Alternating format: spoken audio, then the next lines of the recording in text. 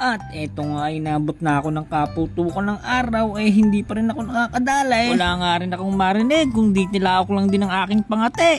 Ano pa bang iniintay? Kaya naman at eto nga kinuha ko na ang manok ng aking kumpare. Napakasipag nitong manilaok. Hindi nga lang talaga tayo pinagkalooban ng kalikasan ngayong araw. At eto nga at magsisimula na akong maglakad. Iniisip ko na nga lang sa tuwing ganito ang pagkakataon ako ay nag-e-exercise. Ibang klase din naman talaga ang pangangate. Mapapalaban ka talaga sa lakaran, pabulusok at paakyat. Kahit malayo naman okay lang. Basta may maiuwi kang huli. Kung wala ay ganon talaga. At kapag nga may nahuli at may nanghingi tapos hindi nabigyan ay wag sanang sumama ang loob. Sana ako'y inyong maintindihan. Hindi biro maglakad ng napakainit at napakalayo. At eto na nga si tropa, nakatulog na nga kahit hintay. At itinuro niya nga sa akin ang pwede kong pagpaliguan. Tamang-tama.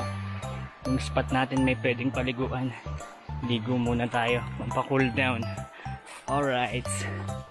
At pagkadating ko nga sa spot ay may naliligo na. Naku po, puro barako. Wala man lang akong nasilayang kahit isang chicks. Napakainam din naman ang kanilang trip. Eto nga ay kumuha na lang sila ng pwedeng makain din sa gubat. Pako, kangkong, dahon ng gabi. At meron din nga sila ditong susong palipit. Naku po, kainaman. Dito na lang din kasi nila kinukuha ito sa paliguan. Napakarami daw. At kanila nga daw itong gagataan. Kainaman at napakaraming ang nyug din dito sa paligid. Libre ka nga lang din makakakuha basta magpapaalam ka lang sa may-ari. At kung mangunguha ka nga ng walang paalam ay naku po, may kakalagyan ka. At eto nga ang mga tropa habang naghahanda ng kanilang maluluto ay nagkukwentuhan na rin sila, nagse-session sila dito sa paliguan. Ay kainaman, napakainam ng trip. Ganito ang kainaman, hindi yung ayaan lang ng ayaan pero hindi naman natutuloy. At dahil nga ngayon lang din ako ulit nakapunta sa mga ganitong klaseng lugar, kaya naman ito ay akin ang sinayas. Siyempre para may mapala din tayo sa ating ginawang lakad. Ay tamang-tama din naman kasi talaga, napakainit. Kainaman ang magbabad ka sa ilalim ng tubig.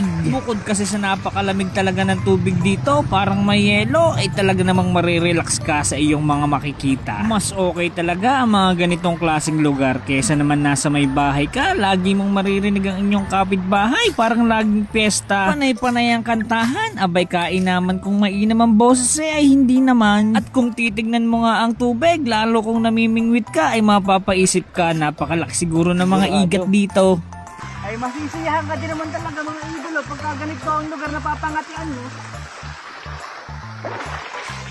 Pangangati lang. Lamig.